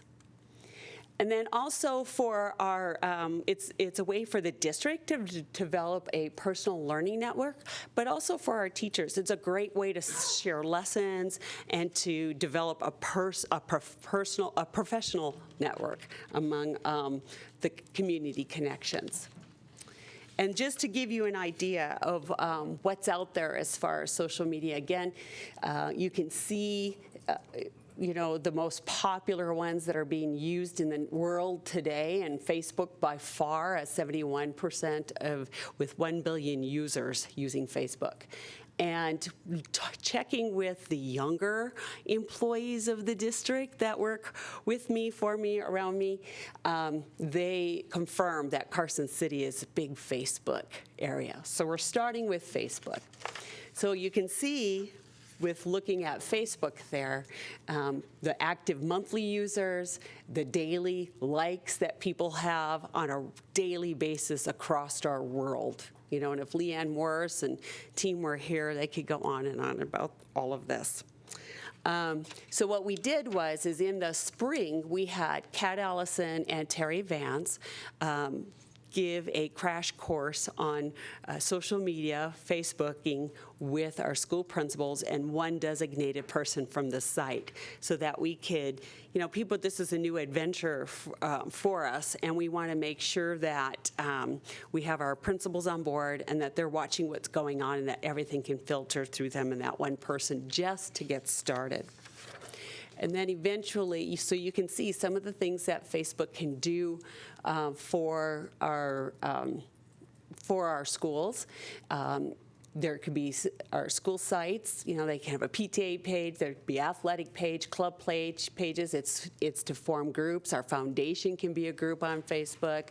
It's to notify for events, all kinds of things that it could be used for. And then also eventually, we know that clubs and athletics, as a side note, this weekend I was looking at college websites, and while we know that they're not addressing minors per se, but you could see a lot of the, as far as athletes, the coaches were texting and tweeting about their latest recruits and things like that. So we could publicize what's going on within our district, and then our foundation as well as our PTAs and our PTOs. So with that, well, we don't want to show that right now. Okay, so with that, do you have any questions on the policy? It was an introduction of why we're doing this. I think it's absolutely what we need to do. It's the present thing. On the policy, though, I would like to see it be made more clear that our policy is in regard to school district social media use. I think it's a slippery slope if we start going down trying to make guidelines for their personal social media stuff. I saw in the regulation, which I don't have a problem with, that the personal social media use, there's rules and regs for all of our employees that will cover that stuff. I would like in the policy to, well, I'm not the best wordsmith, but I had jotted down, like on the first paragraph, all regulations and guidelines are intended to regulate district-approved social media, not personal social media. I don't think it was very clear when I was reading through this, the distinction between the district-sponsored stuff and the personal stuff. But I as a board member, don't want to tread into regulating folks' speech and their own stuff. They can make that bed and live in it however they want. But that's my thoughts. Okay, thank you. Any additional comments? I think it's a good place to start. It's I think we need it, like Trustee Green said. We're there. My daughter will tell you that Facebook is great, but it's for old people. I know. I know, it's to connect with the parents. Words of a 15-year-old. Yeah. So. Go ahead. I will say that in the last year, our Fritch's PTA has done more with the Facebook posting, and I'm not sure if they've linked to Instagram yet, but they've gotten a lot more volunteers, a lot more word out about the events that we're hosting, and you do need someone to be on top of that.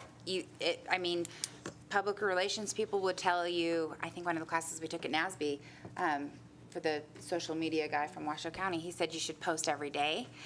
And so I don't know if we have a position for someone that could oversee if we're going to do a district website, or is it going to be something that we instruct the sites to do with someone individually at the site to make sure that they stay on top of? Well, as I mentioned earlier, we trained the principals and a designated person at the site, but we will have someone at the district too. And Natalie Wood has received a promotion. She's working with the library, so her replacement will be working with us as well. And probably some communication with Renee as well about some of this. So my experience is mostly with the fire world, obviously, but departments and entities that utilize their social media well control their message much better. So when events happen, instead of folks going straight to News 4 or something, we would have the opportunity to control it. So that daily postings, engaging people, we want them. That's what I would encourage, and I hope this goes to. We want them coming to our source first, and then we're controlling our message. And so that, I think it's a fantastic idea if we learn to utilize it properly. Thank you. I think that will help with clarity. Okay. Any additional comments or questions? Thank you. We'll move on to item 13. Discussion on newly proposed CCSD regulation 265, social media acceptable use. This is also for discussion only. And we have Susan Kima again. I think for the fourth time, Susan Kima for the record. To continue on with the PowerPoint presentation. A policy is a global overview of specific topics, and regulations spell out the details. The purpose of us creating a policy and reg around social media is, one, to provide guidelines for social media communications between and among employees, students, parents, and guardians, to prevent unauthorized disclosure of and an access to sensitive information, to prevent unauthorized access and other unlawful activities by district users online, and to comply with the law. So as Mr. Green referenced, is that we can't control personal use of social media, but we can provide guidelines to let them know how sometimes those actions could transfer into their professional role. And we have expectations in this regulation of what is expected of our employees when it does come time for working with social media on the job. So in this slide, this is part of that presentation. We'll want to make sure that we cover those with our staff. And then if you look through the regulation, just for our audience, it's divided into sections. So it gives guidelines on expected behavior for being responsible with social media and how they should conduct themselves, our employees should conduct themselves online. So be responsible, get authorization, be respectful. There's some very key pieces there throughout the regulation. And then also, like I said earlier, we want this to be positive. We want to be able to get the word out about our district, show off our district, make sure we're connecting with families, connecting with the community, making sure that, we reach our audience with events. As Trustee Crossman mentioned, that they were able to get more volunteers through the use of Facebook. But then also, if there's something on there that's not appropriate, we've got some guidelines in the regulations of what's not appropriate and what they should do about that. So at this point, that's all I have to say about the regulation. Do you have any questions, additions, or comments? One under number 9. After it talks about thinking twice, down below it says the district has jurisdiction to discipline employees who violate the rules and appropriate conduct, and it goes on to say during or outside work areas. Work hours. Thank you. Number 9. So does that mean on their district social sites, or is that their personal one, or how do we discipline? I don't know. It's kind of, I'm not sure how that really works. This is addressing, in here it says that if you're working using, if you're doing this through the district, you should use your district email and you should use your district work. So even if I'm, in that 7:30 to 3 or 8 to 8:30 and I'm doing social media, that's one thing. But if I'm home and I'm using that district email and I'm putting things out there that are inappropriate on that district email. That's really what it's trying to say. It's not about their personal email. This is about using that district email, because we know people do some things sometimes at Right. night, but it's through the district. So should there somewhere in there be district site or? Just clarifying Just that, a little bit more like some of the- clarification, because it just kind of sounds like we're going on to their, Okay. they could be disciplined for what's on their personal, any site they have. Okay, thank you. Just out of curiosity, this is all pertaining to, like you said, district social media. And Trustee Green had mentioned, you know, it's a slippery slope getting involved in personal, but what would the district's policy, let's say Trustee Casiopo has this rager party and posts a bunch of cool pictures on Facebook because he was a little impaired. And how does something like that come back to, somebody? It's on, they represent the district, but it was on their personal time, on their personal account. Are we concerned about governing anything like that, or are we just going to case by case, or just stay away from it? I think we would have to refer to legal counsel there, but the personal email is their personal social networking. We don't manage on a day-to-day basis. Now, you can see on page 4, under the sections where it says guidelines for personal social media accounts, there may be something that we would work through with the attorneys or HR, that if there is something that occurs that translates over to work, that may be a different matter on a case-by-case basis. Yeah, but as a rule, whatever baby shower you have on the weekend or whatever wedding party you have on the week, that's your personal business. That's what happens with the students, is that sometimes they'll post things on their personal, but then because of that action, something else happens at school, which causes the administration to have to get involved. So I don't really know what an example would be right now, but I would think that based on our history here with social media in the district, that folks that, as you mentioned in your example, imbibe in whatever fun things they do outside of work is their prerogative.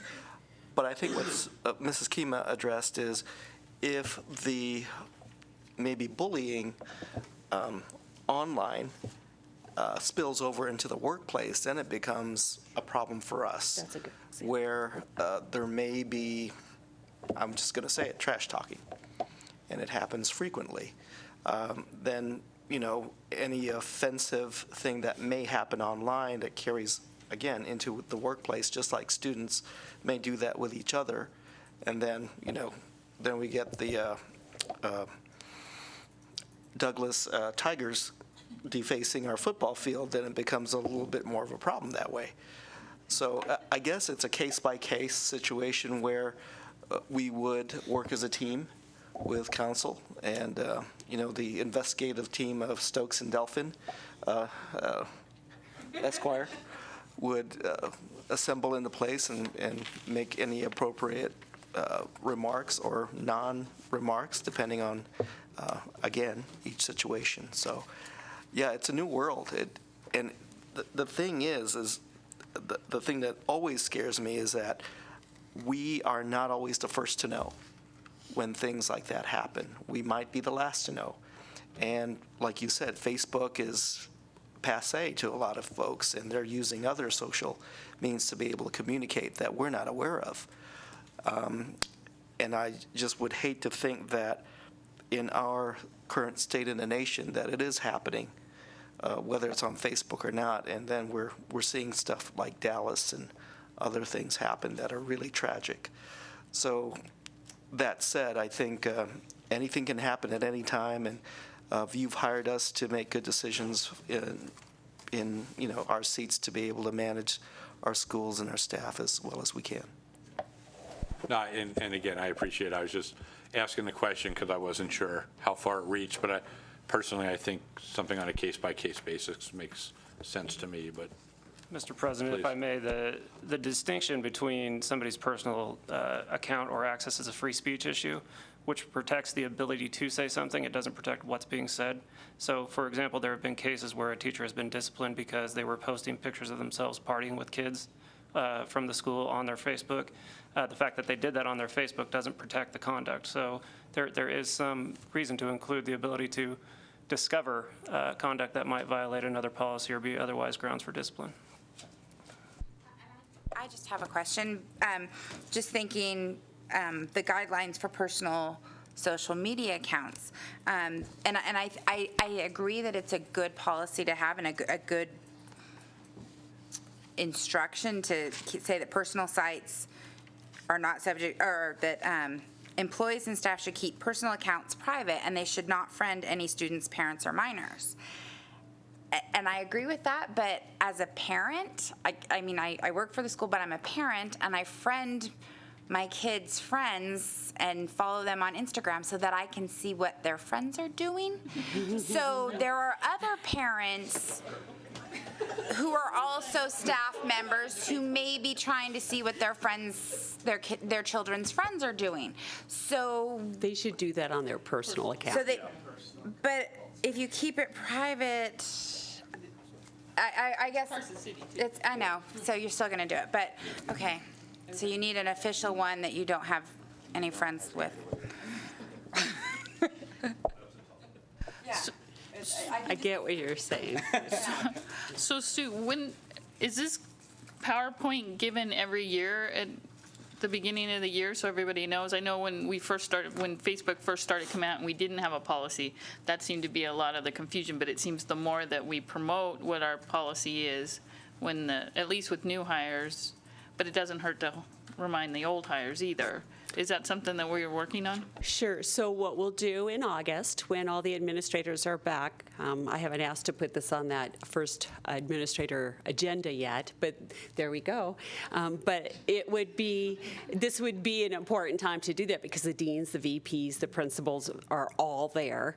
And then we can talk to them about that. They can go back to their sites, train the staff so we get the masses, and then come back and debrief on that and say, okay, do we need to make sure that we go through this, make this kind of a standard procedure for each year?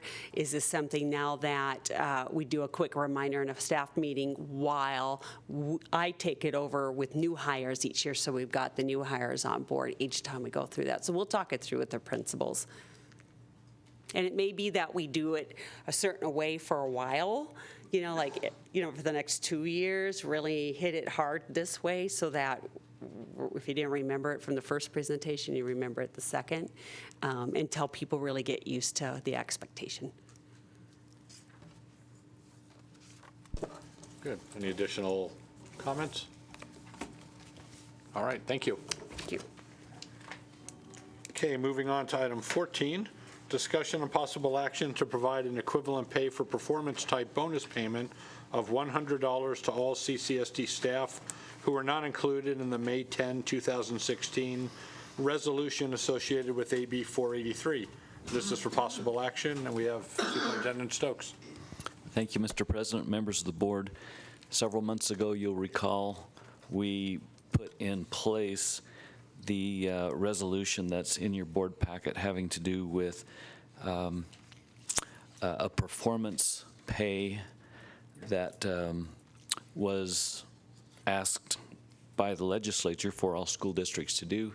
At that time, the board had asked whether or not a payment like this could be made to all of the employees in the school district. And so my purpose in coming back before you today is to let you know that possibility is still out there, and this will give you an opportunity really to discuss this particular consideration. And with your action on this item, we can then move forward to make sure that this happens for all of our employees. Okay, we have any discussion or questions? If not, it's an action item, so if somebody wants to make a motion. I move that the Carson City School District Board of Trustees approve an equivalent pay for performance type bonus payment of $100 to all Carson City School District staff who are not included in the August 10, 2000, April 10, I'm sorry, April 10, 2016 resolution associated with AB 483. Okay, motion and a second. Discussion? Public comment? All those in favor? Aye. Aye. Any opposed? Motion carries. All right, thank you. Item 15, discussion on the discussion on the process of recognizing the work of Carson City School District staff. This is just for discussion only, and it's me. We had talked about this a while back, and this was just a chance to revisit it. We heard from the JAC committee. One of their concerns was, just recognition, kind of how a thanks for the hard work goes a long way. One of the things we kind of bounced some ideas around before and didn't get anywhere necessarily, but at the end of every year, we recognize classified and certified. We don't recognize, say, nursing or the administration. So one of my thoughts was, since we're doing that already, it seems like an easy avenue to make sure we're including everybody, so we don't inadvertently leave anybody out. Some other things that kind of happen around the school district, and Superintendent Stokes showed me, is I think it was Carson Middle School made these coins, and the principal goes around and kind of hands them out if somebody on the staff is doing something that maybe is over and above what they normally do, or just doing a good job at something. And my thought would be, the coins are great, they're a little expensive, as we talked about, but say for a board, wondering if we want the ability to do something, I like to keep it kind of open, so that if I happen to be at a school and I think someone's doing a good job, I can just kind of personally thank them for what they're doing, and it's kind of a surprise, if you will. But I also like the idea of maybe having something that doesn't become a financial difficulty for the school district. That could be available to where if we're going somewhere and let's say Trustee Crossman is doing something and says, hey, I've been working with these teachers or the custodial staff, and I'm wondering if we have something to say thank you, that maybe something would be available and we could go see Renee or somebody and say, hey, can I get 2 or 3 of these kinds of things? I don't know what those things would be, if you will, but I like the idea of the coins. But I'm wondering, if something like that makes sense to the rest of the board. And if it does, I think maybe I would work with Mr. Stokes and we could figure out what that something could be and what the cost of something like that would be. So anyway, I'm opening it up to get your input. So Ryan.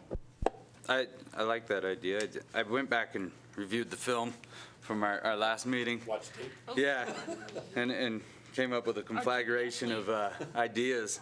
And so what I thought might be a good idea, and it's sort of genuine, like what you're proposing without the swag, was maybe each of us, and it sort of goes along with the social media and a year or 2 ago when you asked the administrators to each write an article like once a month or something like that, was maybe each of us takes a month, like since I brought this up, I would take the first month maybe, and discover, or if you already know an employee or a group or a team like you had mentioned that last meeting, and write an article about them, or us put in the legwork and present what we saw that is espousing what we want to recognize, and then that wouldn't tax other people in the district, and I think it would be genuine from us, and then it would be something that we could possibly publish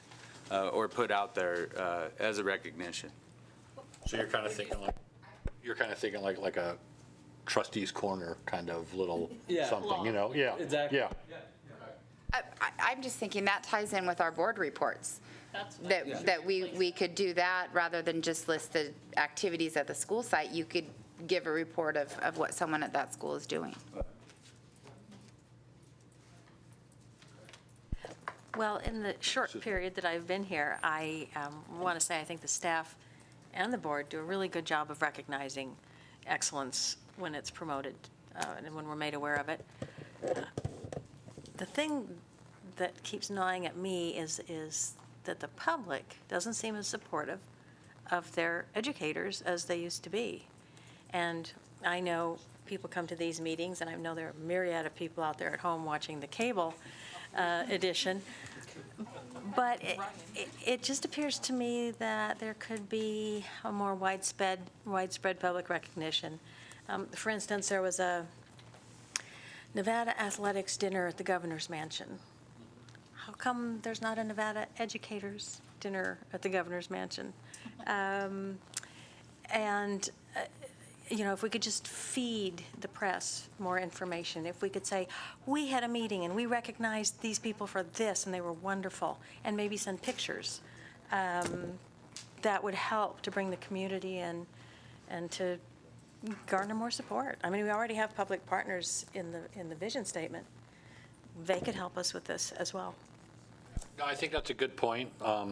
Like Trustee Crossman just mentioned, you know, we've talked in prior meetings about, you know, PR folks helping us out with, you know, things that are a little or more community reaching than, I agree. I mean, we could let the masses know during these meetings, but, you know, we need a PR person to kind of reach out to the public a little better than we can. But I do like that idea. Does this board have a PR committee? Does the board have one? Yes. No. Maybe we should.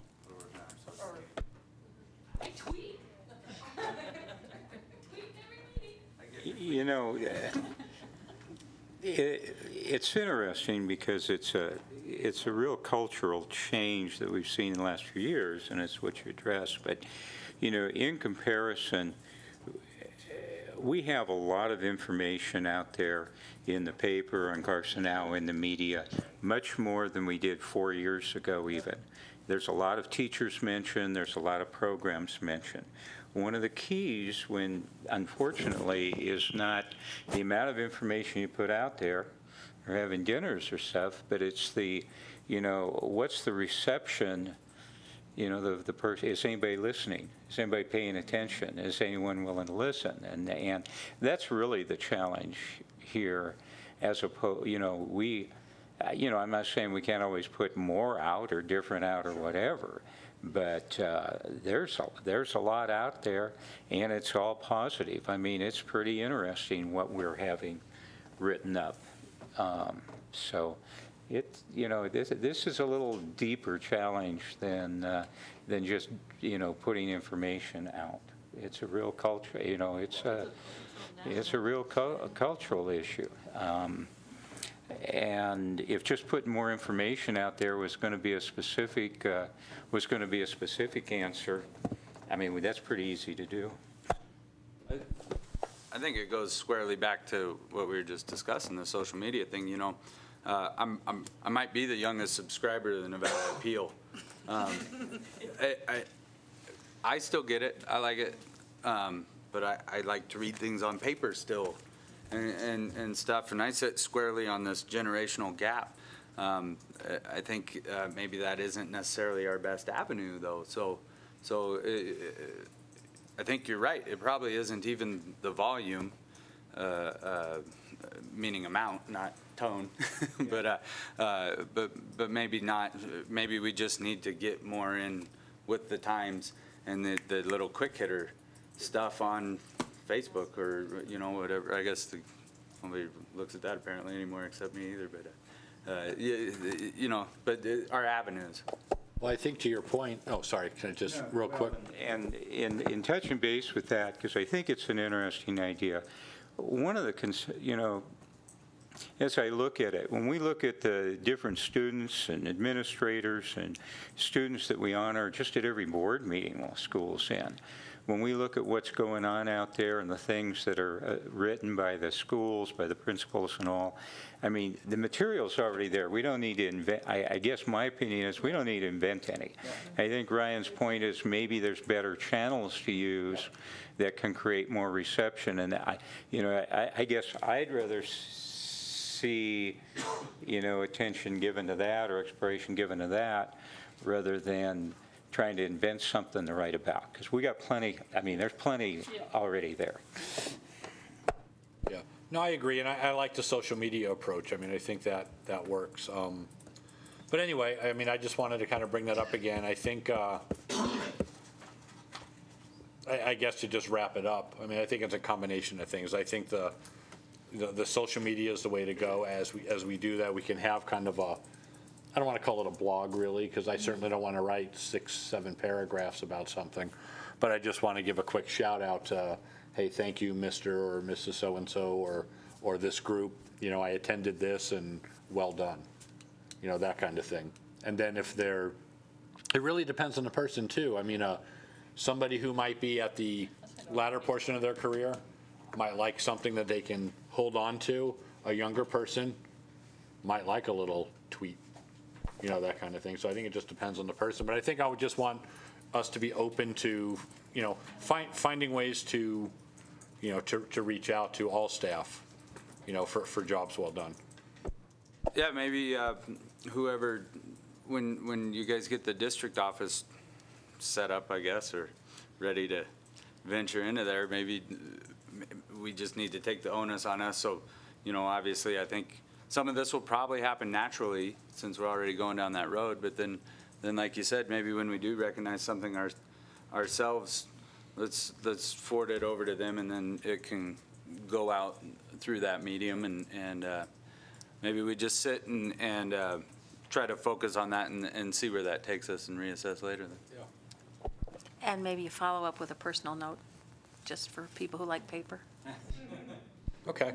And I think, and I've probably become the worst one at this now that I don't have kids in the school, but I think maybe as trustees, we ought to put, 4 hours or whatever a month and go visit a school and go talk to the people and see them. And I've gotten really bad at that. And my boss is so tough that it's hard to get off work.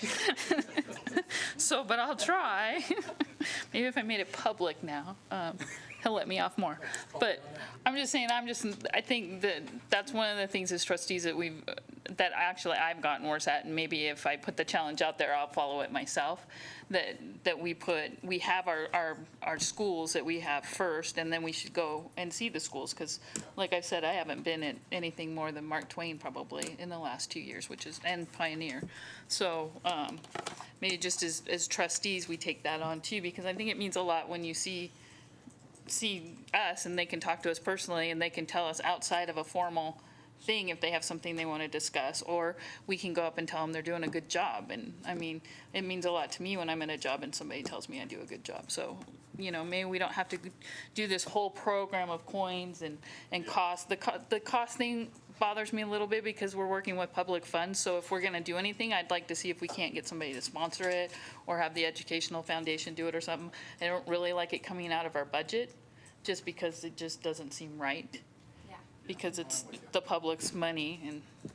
But I think it's a great idea. But I think if we start out at least getting a little bit more visual too, especially with the strategic plan coming back up, so that they feel more apt to come and participate in those workshops and stuff too, that their say does mean something. But I think maybe we need to take a little of that on ourselves. And I think to, something we can do right away, the next meeting is, well, not really because school's out, but like Laura was saying, we do give our board reports. I think that would be an effective way to recognize somebody. And you can even talk to that person or that group and say, hey, I was going to make a little mention, and there's no reason why we can't invite them to a board meeting. And most won't show up because people really don't like public recognition all the time. But if they know we're doing it, I think they would appreciate that. It might make our meetings longer if we all. Do you guys know because the Clark County trustees are pretty good about tweeting. Oh, yeah. Is that a district thing, or did they all create their own? They have a district one. that's a tweet, and then the individual trustees have their own individual accounts. And most of them do. I think there's one that has a secretary do hers. But other than that, they're all pretty much, yeah, how do we get a secretary, right? Good luck with that. But I think that was, but I think if we do it, at least if we do it personally, like I've said, I've been tweeting for 2 years now, trying to get these meetings going and stuff. And you get more followers, they start retweeting stuff, which is good. And I just got followed by the governor, so I'm pretty excited about tweeting out tonight. But me and 20,000 other people. But I think that's a start too. It's just each of us trying to a little bit more to publicize it ourselves. Okay. So I think we're going to, rather than get something hard, we're going to go with just, if you will, vocal recognition, and let's just kind of see where it goes. I think the point is we just want to keep it in mind and look for opportunities to give those pats on the back to people. So, all right, well, thank you. Any additional comment or? No, this is a great discussion. All right. No, thanks. I appreciate it. So we'll move on to item 16, discussion and possible action to approve a 1.5% salary increase for fiscal year 2017 and a 1.5% salary increase for fiscal year 2018 for associate superintendents, directors, managers, and other employees not covered by association contracts. And this is for possible action. And Mr. Stokes. Thank you, Mr. President, members of the board. You are all familiar that in the recent past, all of our formal collective bargaining processes have come to conclusion, and essentially each of those bargaining groups were able to receive in each of the 2 years of the contract approximate 1.5% pay increase. We do have staff members that are not represented by any of these bargaining groups. They were listed, as President Cacioppo mentioned, individuals who are working district-wide, which include directors, managers, confidential employees, and associate superintendents. And so it's for this purpose that I come before the board and ask for your consideration to provide same consideration to allow these individuals an opportunity to also take advantage of pay increases that were provided to other members of our staff. Great. Do we have any board discussion? If not, this is again, an action item. Anyone want to make a motion? I will move that the Carson City School District Board of Trustees approve a 1.5% salary increase for fiscal year 2017 and a 1.5% salary increase for fiscal year 2018 for associate superintendents, directors, managers, and other employees not covered by association contracts. Motion and a second. Any discussion? Any public comment? All those in favor? Aye. Aye. Opposed? Motion carries. And yeah, thank you. I think it's a great opportunity for us to again reach out and say thank you to everybody in the district. Everybody's working hard. Thank you. Our folks will appreciate that. Okay, item 17 is approval of the consent agenda, and I did notice that under item A, when we were reviewing that, I noticed that my firm had a payable on there, and so since I have a pecuniary interest in that, I'm going to abstain from voting. But with that, approval of the consent agenda for possible action. So moved. Second. Motion and a second. Any further discussion? Public comment? All those in favor? Aye. Any opposed? Motion carries with one abstention. Okay. Item 18, informational items for discussion only. No action will be taken. Any discussion related to, sorry. Oh, man, I almost made it through the whole thing. Informational items for discussion only, item 18. Any discussion on there? We do have one item is a request for future agenda oh no, that's 19, I'm sorry. So if there's nothing related to 18? Okay, we'll move on to item 19, request for future agenda topics. Steve. Two things. Since we touched upon it earlier, maybe you'd want to consider talking to Mr. Pavlakis and all about, maybe we could use a 15-minute discussion about, not specific to the marijuana, but about the ethics of supporting or otherwise in regards to the school board.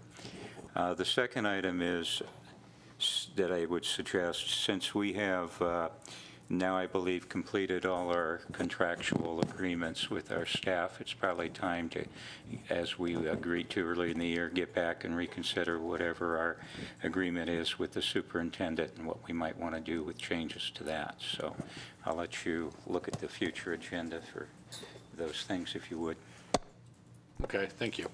Yeah, I'll work through Mr. Stokes on, certainly on the, I think that's a good conversation on kind of the ethical, where we stand on those kinds of things. So I fumbled the words on that all night tonight, so I'm not going to try again, but you know what I'm talking about.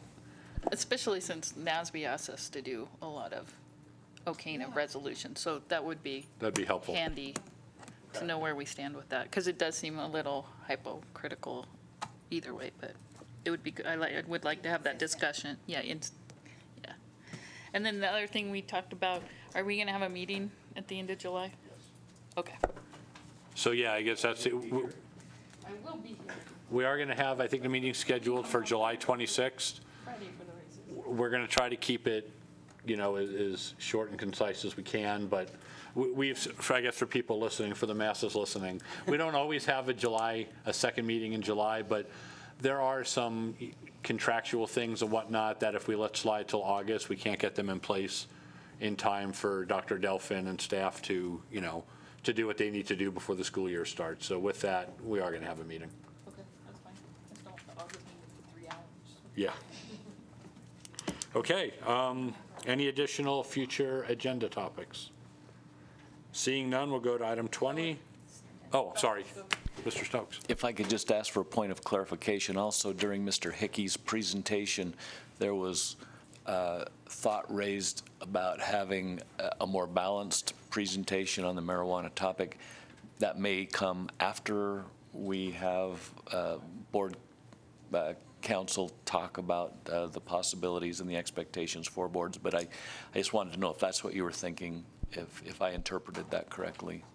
That's what I'm thinking. I'm thinking I'd like to hear from legal counsel first, and then after that, we can decide. That'd be the time to have that if we choose to have that. Yeah. Item 20, this meeting's adjourned. Thank you, everybody.